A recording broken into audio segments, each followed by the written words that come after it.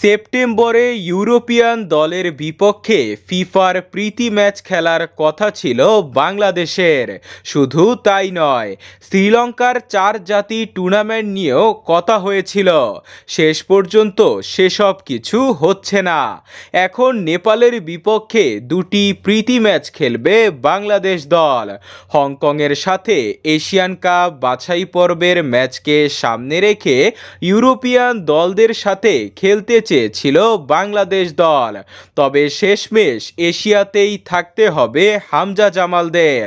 সর্বশেষ সিঙ্গাপুরের ম্যাচের আগে ভুটানের সাথে সুন্দর জয় পেলেও সিঙ্গাপুরের সাথে হারের তেতো স্বাদ পায় বাংলাদেশ দল।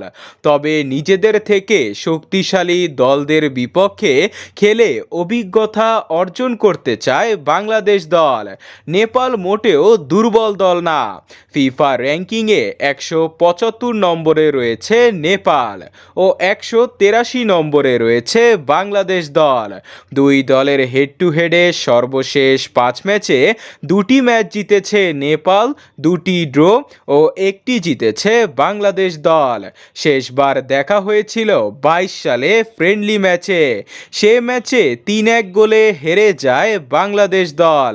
নেপালের সাথে 2টি ফ্রেন্ডলি ম্যাচ খেলবে 6 ও 9 তারিখে। ম্যাচটি অনুষ্ঠিত হবে নেপালের কাঠমান্ডুতে। ম্যাচটির সময় এখনও নির্ধারণ করা হয়নি।